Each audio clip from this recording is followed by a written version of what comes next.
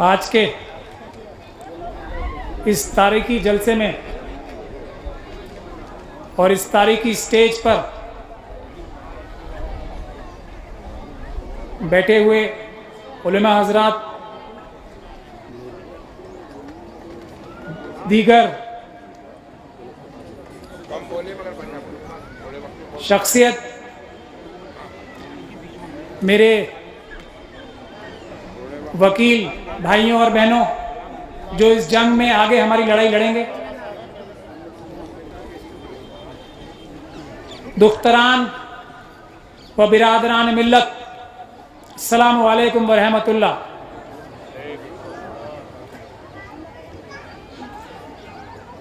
सबसे पहले तो मैं अंजुमन हैदरी को, मौलाना कल्बे जवाद को और अंजुमन हैदरी के तमाम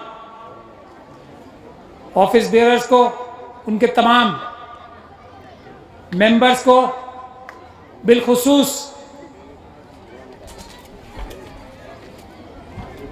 वो तमाम लोग जिन्होंने लाठियां खाई, जिन्होंने गोलियां खाई, जिन्होंने दर्जनों केस दर्ज कराए अपने ऊपर, लेकिन जिस्म पर और दिमाग पर सैकड़ों जख्म होने के बाद भी उफ नहीं की।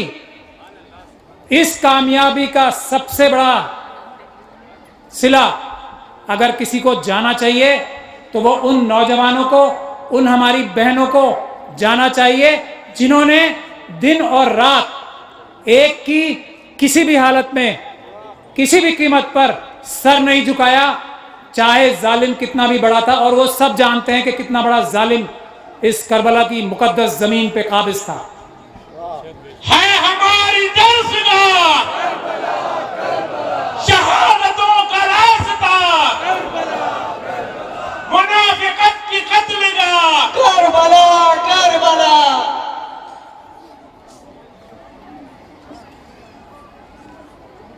इन सब नौजवानों को जितना हम लोग वकालत के तौर पे मदद कर सके किया, मगर अगर यहां मैं बहादुर अब्बास नकवी और उनकी फैमिली का जिक्र नहीं करूंगा तो ये बहुत नाइंसाफी होगी। अंजुमन के तमाम ओहदेदारों ने एक से बढ़कर एक कुर्बानियां दी हैं। अगर उनको गिनवाने लगूंगा मैं यहां तो मुझे लगता है कल सुबह हो जाएगी, गिनती पूरी नहीं होगी।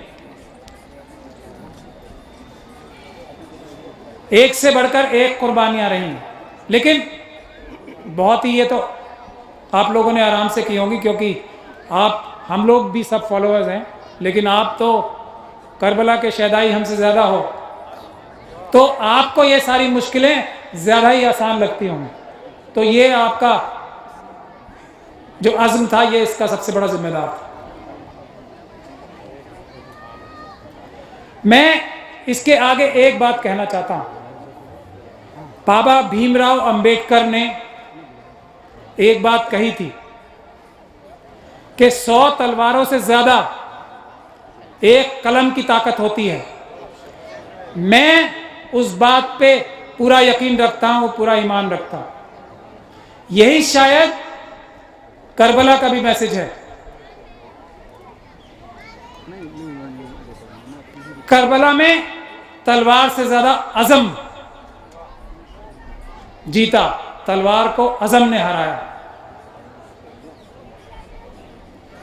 लेकिन आज की दुनिया में जो वफ चोर हैं वो ये जान लें कि हम इस्लाम को मानने वाले हैं। इंसाफ को एस्टेब्लिश करना हमारा ईमान है, और वफ के चोर इंसाफ के साथ हक तलफी कर रहे हैं। तो वो ये जान लें हमारी ज़्यादातर लड़ाई, या बल्कि सारी लड़ाई ही बाबा साहब की दी गई कलम, उनके आइन से होगी। लेकिन हमारे पास ये हमेशा मौजूद है, इसको कभी ना भूलें। वो ये एक मैसेज है और ये मैं शुक्रगुजार हूं कि मुझे यही तोहफा दिया गया है, मेरे मिजाज के हिसाब से दिया गया है।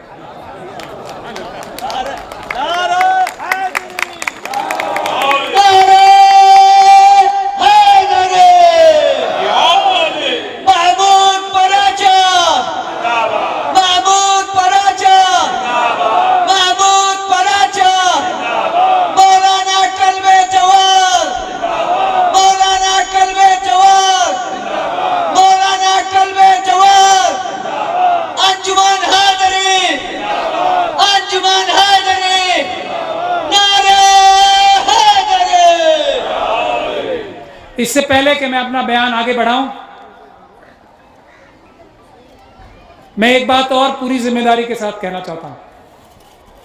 ये बहुत अहम बातें हैं जिनके बगैर कोई भी मुहिम आगे नहीं बढ़ सकती।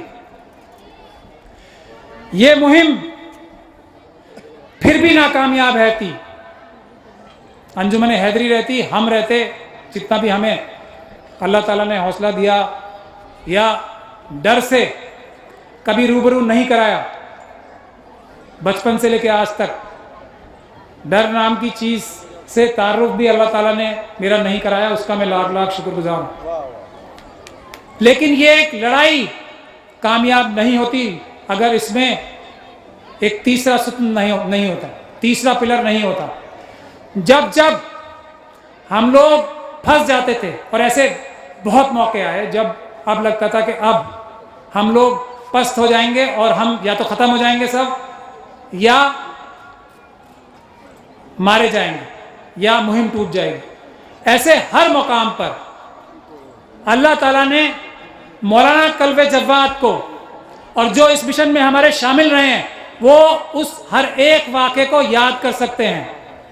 मौलाना कल्बे जव्वाद ऐसे टाइम पर हमारे साथ आए और उन्होंने हमें उन खतरों से निकाला कि उन खतरों से निकले बगैर शायद ये मुहिम फेल हो जाती। मौलाना कल्बे जव्वाद, मौलाना कल्बे जव्वाद, मौलाना कल्बे जव्वाद, हुसैनियत जिंदाबाद, हुसैनियत जिंदाबाद, हुसैनियत, यजीदियत, यजीदियत, शिया सुन्नी इत्तेहाद, शिया सुन्नी इत्तेहाद जिंदाबाद, नारे हैदरी। चाहे वो रात के 3 बजे पुलिस स्टेशन हो जहां पे हमारी बहनों और बच्चों को बंद किया जाता हो,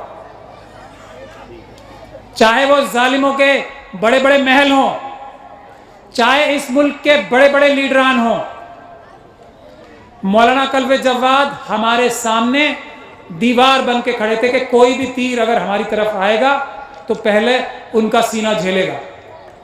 ये भी हमारी सबसे बड़ी ताकत थी।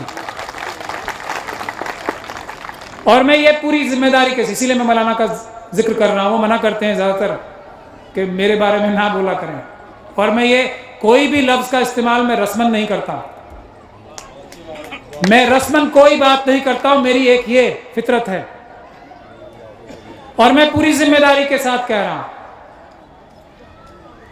अगर मौलाना कल्बे जव्वाद जैसे सिर्फ 2-4 हमारे उलमा और आ जाएं, ज्यादा नहीं, 2-4, तो हम लोग वो हैं जिन्होंने दश्त तो दश्त, दरिया भी न छोड़े हमने, बहरे जुल्मात में दौड़ा दिए घोड़े हमने।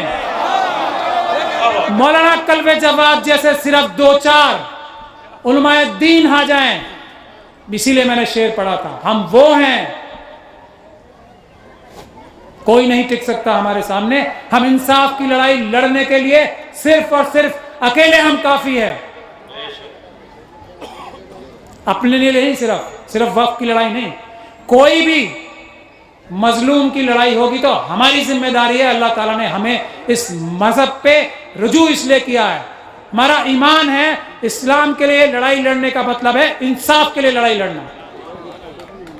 बाबा भीमराव अंबेडकर ने भी जो लड़ाई लड़ी, क्या थी वो? छुआछूत के खिलाफ, इंसान के ऊपर इंसान की बढ़तरी के खिलाफ लड़ाई बाबा भीमराव अंबेडकर ने सबसे बड़ी लड़ी इस पिछले 200 सालों में। इसलिए हम उनके फॉलोअर हैं, इसलिए हम अपने आप को गर्व से अंबेडकराइट कहते हैं।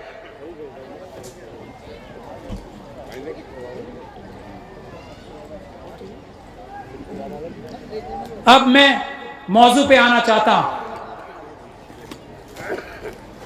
ये जो जमीन आप देख रहे हैं, ये हजारों करोड़ की जमीन है, और हजारों करोड़ की जमीन ऐसी जमीन है जिसकी जैसी जमीन पूरे दिल्ली में नहीं है, इतनी इंपॉर्टेंट जगह पर। अंजुमन हैदरी ने अभी कुछ, मुझे पूरी तरीके से तो नहीं है लेकिन मौलाना कल्ब जवाद हैं, शायद यहाँ पर जो एक कंसेंसस बन रहा है वो दुनिया का सबसे मयारी ऑक्सफोर्ड और हार्वर्ड की तर्ज पे एक एजुकेशनल इंस्टीट्यूशन बनाने का बन रहा है। लेकिन मैं तर्ज कह रहा हूं, बनेगा इस्लामिक। ऐसी मेरी तजवीज मौलाना के सामने है।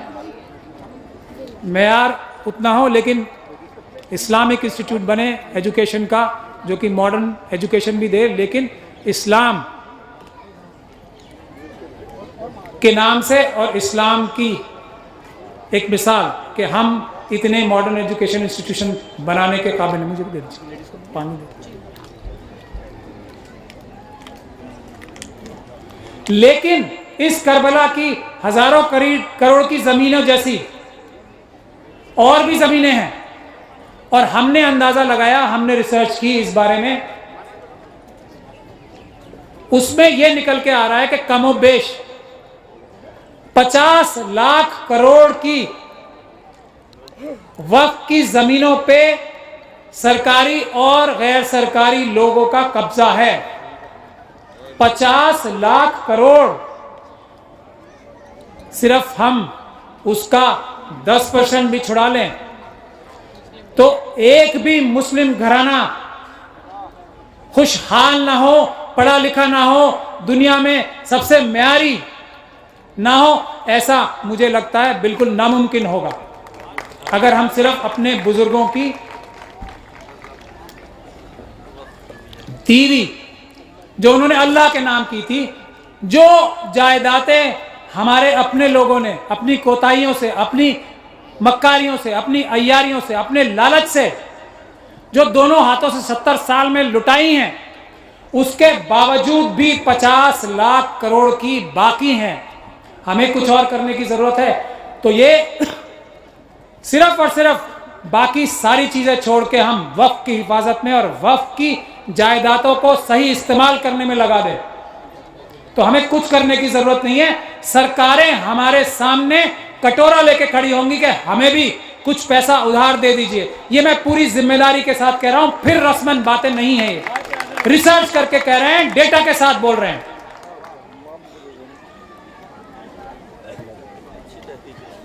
लेकिन उसके लिए सबसे अहम बात एक है, बाकी सब चीजें आ जाएंगी। और यहां एक हम अपनी फिर रस्मन बात ना करके मैं आपको बताना चाहता हूं कि यहां हमारे वकीलों का पूरा लश्कर बैठा है यहाँ पे, एक से एक तेज तर्रार, जिन्होंने वॉलंटियर किया। मैं भी नाम पढ़ के सुनाऊंगा कि वो इस वक्फ की लड़ाई में पेश रहेंगे और वक्फ के चोरों को नेस्तो नाबूद कर देंगे, उनकी सही जगहों पे जेलों में पहुंचा देंगे।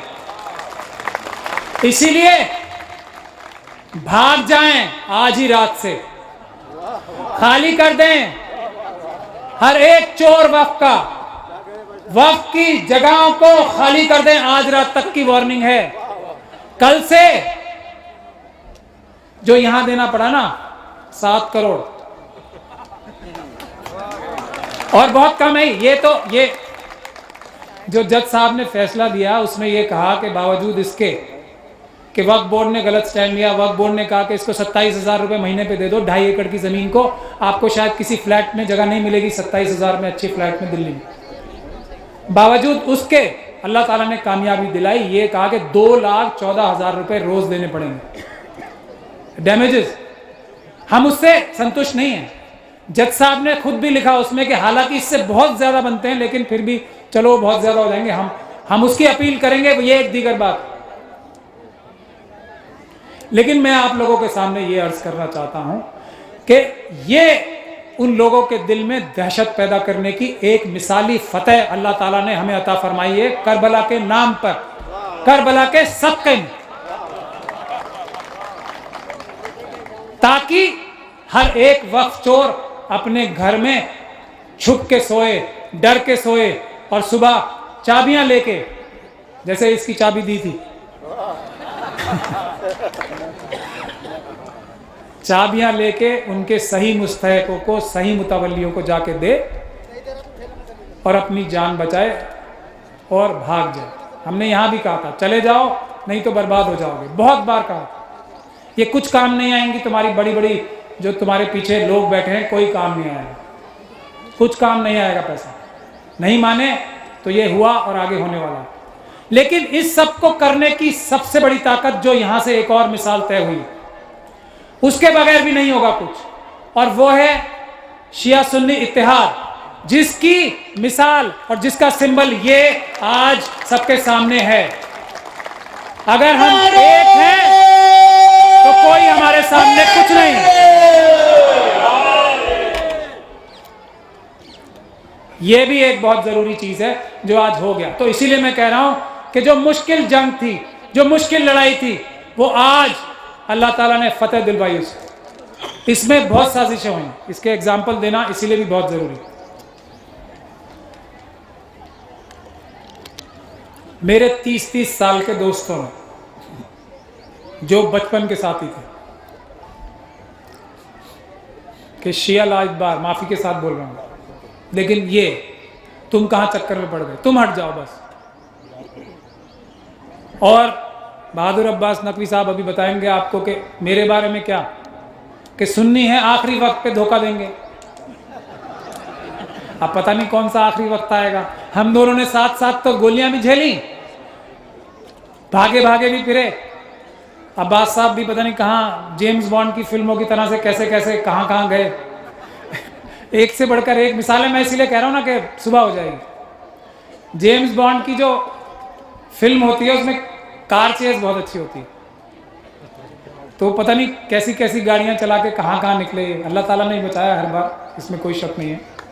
लेकिन तो भाई हम लोग दोनों आपस में हंस के बात यही करते थे, भाई अब कौन सा आखिरी वक्त आएगा जिसपे मैं तुम्हें धोखा दूंगा या तुम मुझे धोखा दोगे। मतलब मौत भी देख ली, केस भी देख लिए, लालच भी देख लिया, तो ये कौन से आखिरी वक्त की तलाश में घूम रहे हैं हमारे शिया और सुन्नी भाई।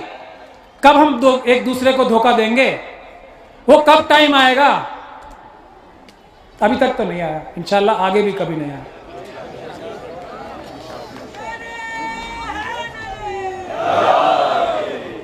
राज्यसभा इनको भी ऑफर हो गई, हमें तो होती रहती थी, पर इन्होंने ठुकरा दी और हमें कभी मिली नहीं। लेकिन हम, ये छोटा सौदा है, बड़ा सौदा रोज़े आखिरत को मिलेगा हमें शायद फायदा।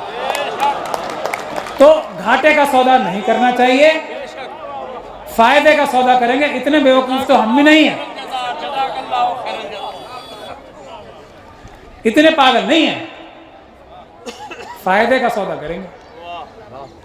तो मैं ये कह रहा हूं कि हर वो आदमी जो शिया सुन्नी की बात करता है, इमाम खुमैनी ने भी कहा, और मैं सलाम करता हूं उन्हें इसलिए कि बड़ा दिल रखा हूं।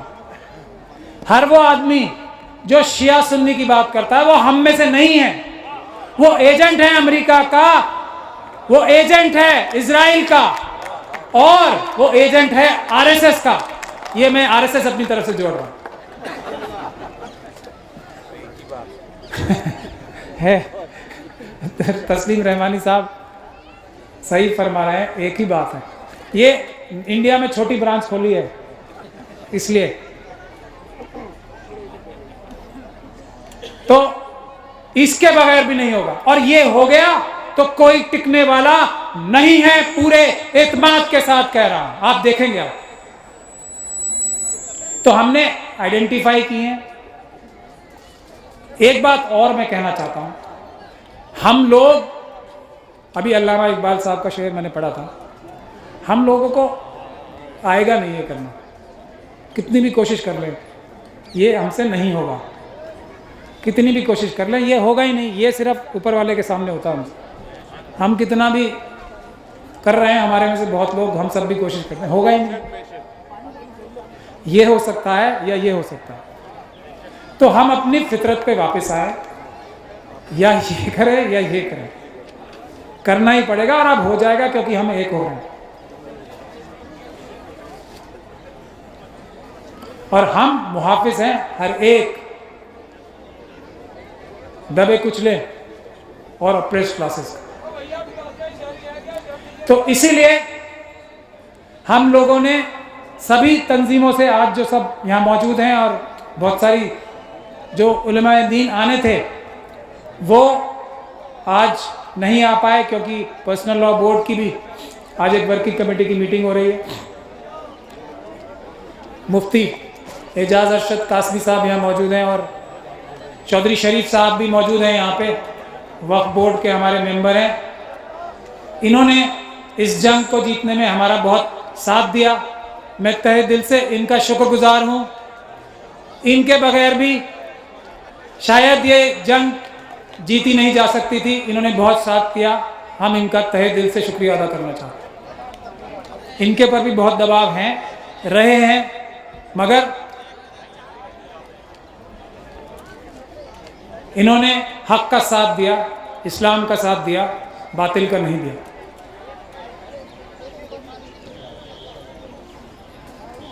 तो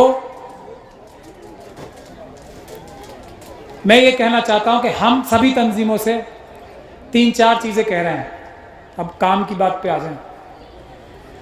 पहली चीज़ है, जो आसान चीज़ें हैं करने की, सभी तंजीमों से गुजारिश है कि मिलकर पहली चीज़ जो हमें करनी है वो ये करनी है कि जो जो सरकारी इदारे वक्फ की जायदादों पे काबिज हैं, या तो वो खाली करेंगे, या तो वो लीज या रेंट मनी देंगे वक्फ एक्ट के हिसाब से, जो कि एक्ट ऑफ पार्लियामेंट है, इस देश का कानून है, बाबा भीमराव अंबेडकर का बनाया हुआ कानून। वो रकम ही इतनी रकम हो जाएगी, शायद हमसे संभाली नहीं जाएगी, हम बिगड़ जाएंगे पूरी कम्युनिटी। मुझे डर भी लगता है भाई बात, अगर सिर्फ रेंट ही देने लगे। और 1976 में एक, जब प्राइम मिनिस्टर इंदिरा गांधी थी, उन्होंने एक चिट्ठी लिखी थी सभी सरकारों को, वो हमने निकाल रखे हैं, सारी कागजी कार्रवाई हम कई सालों से कर रहे हैं, तो उससे आप बेफिक्र रहें। हमारे पास पूरा असला मौजूद है, सिर्फ जंग शुरू करने की तैयारी थी, आज उस ऐलान जंग को हमने कर दिया। तो सरकारी जितने भी इदारे हैं, पहली चीज़ ये करेंगे हम कि उनको लीगल नोटिस दें और उनसे हासिल करें रेंट, ताकि हम अपनी बाकी फलाह और बहबूद की जो कार्रवाइयाँ कर सके। अगर कोई हजरात मुझे नाम गिनवाने के लिए कह रहे हैं तो सीजीओ कॉम्प्लेक्स से यहाँ से शुरू करते हैं, हैदराबाद का एयरपोर्ट बताते हैं, और पता नहीं क्या क्या, वो बॉम्बे में अटीला जो है वो, पर वो सरकारी तो नहीं है, सरकारी जैसे ही है। तो ये सब चीज़ों से अगर रेंट आने लगेगा तो हमारी जो फाइनेंशियल डिफ़िकल्टीज़ हैं रातों रात दूर हो सकती हैं, और ये नामुमकिन बात नहीं है अगर हम सब साथ होकर चलेंगे। सरकार को मजबूर होना पड़ेगा। इलेक्शन आया है तो जो सरकार आएगी वो ये करेगी, नहीं तो 15% हैं। ये कोई शर्म और शक शुबे की बात नहीं, करना पड़ेगा। नहीं तो कोर्ट है, नहीं तो एजिटेशन है, नहीं तो प्रदर्शन, धरना, आरटीआई सब है, सब करेंगे, सबका मिक्सचर भी करेंगे। दूसरी चीज़ है आसार कदीमा की। आसार कदीमा का कानून मौलाना कल्बे जवाद यहाँ बैठे हैं, मुझसे लीगल ओपिनियन लिया था और लखनऊ में काफ़ी कारगर तरीके से इस्तेमाल भी किया, दीगर लोगों ने भी लिया था, लेकिन उस पर अमल नहीं हुआ। आसार कदीमा के कानून में कोई भी ऐसी चीज़ नहीं है जिससे नमाज पढ़ने की रोक लगाई जा सके किसी भी आसार कदीमा की मस्जिद में, या कोई भी रिलीजियस एक्टिविटी यानी कि मजहबी कोई भी अपना फरीजा अंजाम देने से कोई रोक टोक नहीं है किसी भी आसार कदीमा की जमीन पे या बिल्डिंग। अमल करना पड़ेगा मजबूती के साथ आगे बढ़ के, कोई नहीं रोक सकता। घर से पढ़ना शुरू कीजिए, हम जिम्मेदारी लेते हैं, ये टीम जिम्मेदारी लेती है। जो करेगा हम लोग सामने आएंगे, मगर मेरा आलिम दीन और अपनी सारी तंजीमों से गुजारिश है आगे बढ़ें, आसार कदीमा की मस्जिदों पे नमाज पढ़ना शुरू करें। हम जिम्मेदारी लेते हैं कि हम कानूनी तौर से उनकी हिफाजत करेंगे। कुछ नहीं कर सकता कोई सरकार, गैर कानूनी काम नहीं कर सकती। आज से शुरू करें, कल से शुरू करें। कोई जरूरत नहीं है किसी से इजाजत लेने की, किसी को चिट्ठी लिखने की। हमने चिट्ठियां लिख के देख ली हैं, वापस जवाब नहीं देते। हमने चिट्ठी लिखी थी कि आप हम यहाँ नमाज पढ़ने जाएंगे, मेहरबानी करके बता दीजिए हम अगर कोई गैर कानूनी काम कर रहे हैं तो बता दीजिए। किसी ने वापस पलट के एसआई से चिट्ठी नहीं लिखी हमें, क्योंकि गैर कानूनी है ही नहीं। एक दहशत का माहौल बना रखा है हमारे मुल्क में, हमारे ऊपर। उससे जीतना है, इसीलिए उसी से जीतना है। बस दहशत से उबरना है। बाबा भीमराव अम्बेडकर का कानून और आइन है। तीसरी चीज हम ये भी गुजारिश करना चाहेंगे कि कुछ चीजें ऐसी हैं, एक एक तंजीम हमारी जिम्मेदारी ले। और अच्छा तो ये होगा कि जो हमारे सो कॉल्ड फिरके हैं जिन्हें बड़ी रवायत है, तो जो जिन्हें शिया हजरात कहा जाता है, वो सुन्नी हजरात की कोई ज़मीन छुड़ाने का जिम्मेदारी लें, और जो सुन्नी हजरात कहा जाता है इन्हें, वो शिया हजरात की कोई ज़मीन छुड़ाने की जिम्मेदारी लें। मुहिम छेड़ें हम लोग उनके साथ।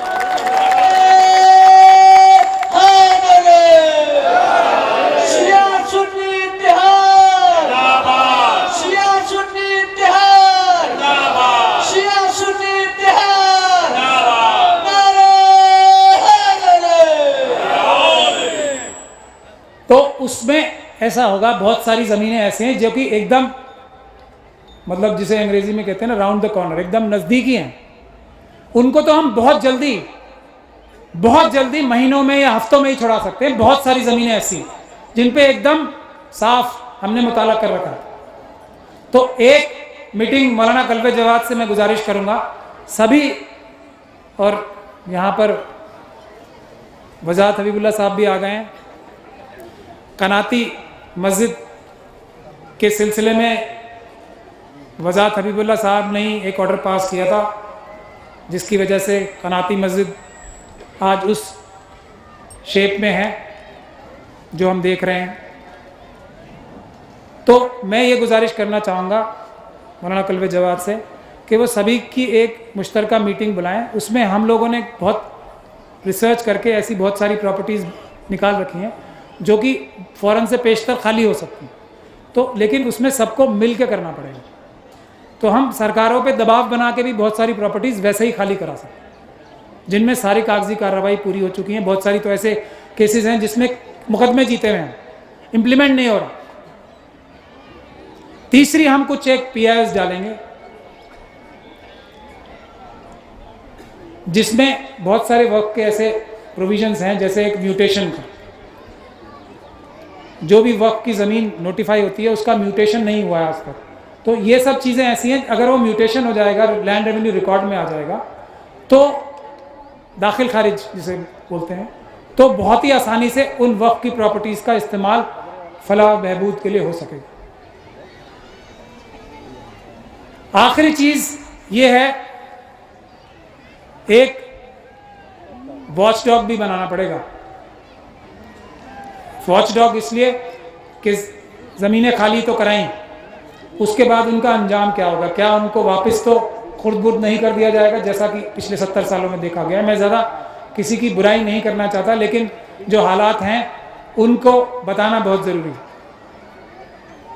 लेकिन बुराई ना करते हुए भी वो हालात में दोबारा ना हो जाए कि हम छुड़ाएं और फिर कोई और उस पर वही हरकत करे। तो एक वॉच डॉग भी तहफ़्फ़ुज़ वक्फ़ की लिए एक सोसाइटी भी हम बनाना चाहते हैं ऑफिशियली, जिसमें ऑल इंडिया लेवल सोसाइटी बनाना चाहते हैं मौलाना की इजाज़त से और सभी उलमाए दीन की इजाज़त से, जिसमें सभी मसलकों के लोग रहेंगे। वो एक वॉचडॉग के तौर पे रहेगी।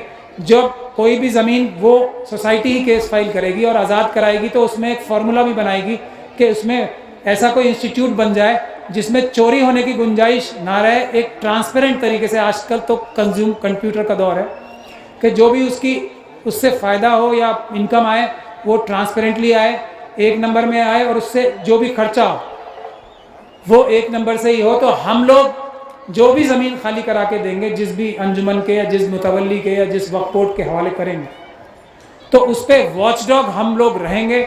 ऐसा मौलाना की इजाज़त से मैं तजवीज़ रखना चाहता हूँ। और हम ये सिर्फ उन्हीं ज़मीनों के लिए कह रहे हैं, अभी बाद में तो और भी करेंगे। जो हमारी जो ये सोसाइटी बनेगी उसमें उसके हिसाब से ये सोसाइटी काम करेगी। जो ज़मीनें हम आज़ाद कराएं तो उसको हमसे हम एक फार्मूला भी बना के दें कि इस तरीके से आप इस पर काम कीजिए। काम आपकी मर्ज़ी से होगा, हम इसमें बिल्कुल भी मुदाखलत नहीं करेंगे कि वो मुतवल्ली या जो वक्फ के ज़िम्मेदारान हैं वो वहाँ पे क्या करना चाहते हैं, लेकिन ट्रांसपेरेंटली हो और इस तरह से हो कि उसमें बेईमानी ना हो सके।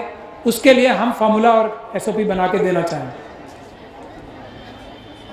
और उसको वेबसाइट्स पे रखेंगे। क्या कि पूरी इसके लिए हमने एक वेबसाइट भी बनाई है जिस पे हम पूरे इंडिया की वक्फ की प्रॉपर्टीज़ जो हैं, गूगल मैप तो आजकल आप सब यूज़ कर ही रहे हैं, उसको आइडेंटिफाई करेंगे। आप क्लिक करके किसी भी वक्फ की प्रॉपर्टी पे जा सकते हैं, उसका स्टेटस देख सकते हैं, उसके मुतवल्ली कौन है, उसकी क्या हालात हैं, कोर्ट का मुकदमा चल रहा है या उससे कितनी इनकम हो रही है नहीं हो रही, वो बना के देंगे ताकि पूरी कौम के सामने रहे कि कौन चोरी कर रहा है और कौन हिफाजत कर रहा है, और उनको बेइज्जत किया जा सके, उनके ऊपर लगाम लगाई जा सके, और जो अच्छा काम करें उनकी थोड़ी हौसला अफजाई भी की जाए। तो उसमें मेरी बहुत लोगों से बात भी हुई है, और एक क्योंकि ख़वातीन का होना भी ज़रूरी है। हमारी मैं जब नेशनल कमीशन फॉर वुमेन में लीगल एडवाइज़र था तो वहाँ पे चेयरमैन थी यास्मीन अबरार साहिबा, तो उनसे भी मेरी बात हुई है। वो भी इस सोसाइटी में शामिल होने के लिए तैयार हैं, और दीगर भी लोगों से बात हो रही है जो इस सोसाइटी का मेंबर बनेंगे, जिसमें मैं नाम मौलाना से इजाज़त लेके ही बाद में डिक्लेयर करेंगे हम। इन्हीं लफ्ज़ों के साथ मैं आप लोगों से आखिर में यही गुजारिश करना चाहता हूँ कि ये काम हमारी उम्मत का मुस्तक़बिल आज की इस मीटिंग से तब्दील हो सकता है, वो राह चेंज हो सकती है अगर हम अपने दिन का, अपने हफ्ते का एक बहुत ही महदूद टाइम, सब जो हम इतना अपने ज़रिया माश के लिए घूमते फिरते दौड़ते रहते हैं, वो अगर उसमें से थोड़ा टाइम इसको अल्लाह ताला के लिए तो है ही, अगर दुनियावी फ़ायदे के लिए भी देखा जाए, थोड़ा सा टाइम बस आप लोग सब सर्व करें तो आपके रोज़गार में भी फ़ायदा होगा, आपके एजुकेशन जो बच्चों को देना चाहते हैं उसमें भी बहुत फ़ायदा होगा, हर चीज़ की राहें निकलेंगी, और हमारी सबसे बड़ी इज्जत जो हम खो चुके हैं अलग अलग वजूहात से, वो हम हासिल करेंगे। हमारा हयात ऐसे जो आज है मजबूरी में, वो ऐसे होगा, कोई हमें ताना नहीं दे सकेगा, कोई हमें उल्हाना नहीं दे सकेगा। थोड़ा सा टाइम दीजिए बस, उसके नताइज आज हम सुरखरू हैं, अल्लाह ताला ने किया, तो आज हम आपसे कह सकते हैं कि हम रस्मी बातें नहीं कर रहे इस करबला की ज़मीन को आज़ाद करने के लिए। ये टीम ऐसी है जो रिजल्ट देगी। आप आखिर में जिस हरावल दस्ते की सबसे ज़्यादा ज़रूरत होगी, वो जो वकील साहब हमारे सब यहाँ मौजूद हैं, इस बात की ज़मानत देने के लिए कि वो इस जंग में पेश रहेंगे, ताकि आप लोगों को ये हौसला रहे कि अगर इस जंग में आपको जेल जाना पड़ेगा, पुलिस से मुकाबला करना पड़ेगा, या पुलिस सरकारी ओहदेदारान का मुकाबला करना पड़ेगा, तो आपके ये सिपाही फौजी बन के आपके सामने खड़े रहेंगे। इस बात के लिए आज अभी हम ज़्यादा लोगों को कह भी नहीं पाए, लेकिन बहुत सारे लोग इसमें और जुड़ना चाहते हैं वकील, लेकिन कुछ लोग जो आए हैं आज उनका नाम मैं पढ़ के सुनाना चाहता हूँ। इन लोगों ने पहले भी हमारी मदद की है और आगे भी इंशाल्लाह करेंगे। सैयद कौसर अब्बास साहब, सैयद कामरान हैदर साहब, अलमदार हुसैन नकवी साहब, मुनीस रज़ा जैदी साहब, अहमद अली हैदरी साहब, सिबितैन जैदी साहब, गफ्फार हुसैन जैदी साहब, हसन जैदी साहब, गमकार हुसैन साहब, अब्दुल वहीद साहब, अमजद खान साहब, नज़ीम भाई, सैयद रेहान साहब, वजाहत साहब, आज़म खान साहब, सिकंदर सिद्दीकी साहब और हमारे जो बहुत ही अहम भाई हैं अनिल वर्मा एडवोकेट, MC प्रेमी साहब, अमित साहब। ये है बाबा राव भीमराव अंबेडकर के हमारे अम्बेडकराइट भाई जो हमारे साथ कंधे से कंधा मिलाकर काम करेंगे। बदलिया साहब, राजा राम साहब, SN गौतम साहब, अफशा प्राचा, शाहीन परवीन साहिबा, फौजिया अफशा प्राचा साहिबा, सॉरी छोटी बहन है इसलिए वो स्लिप हो गया। शेख बेबी सबा एडवोकेट साहिबा, मिस तनवीर खान साहिबा, मिस शाहनूर फातिमा साहिबा, आफिया बेगम, साजिदा सैफ़ी साहिबा। और जो हमारी ख़वातीन हैं वो हमसे ज़्यादा ईमानदार और मेहनती होती हैं, तो मैं उनसे गुजारिश करूँगा कि हम लोगों को सही राह पे रखने की भी, डंडे से भी, और नज़र रखने की जिम्मेदारी आप लोगों की रहेगी। आखिर में आप लोगों का बहुत बहुत शुक्रिया, अंजुमन हैदरी का शुक्रिया। आज आप सब लोग दूर दूर से आए, शॉर्ट नोटिस पे आए, बहुत सारी रास्ते में तकलीफ़ भी मिली और वो तो नॉर्मल बात है, इसको तो कहना बेफिजूली है। सभी लोगों का शुक्रिया, खुदा हाफिज़। बहुत बहुत आप लोग इस मुहिम में साथ दें और हम लोग सब कामयाबी की एक के बाद एक मंजिल हासिल करें। खुदा हाफिज़। अस्सलाम वालेकुम।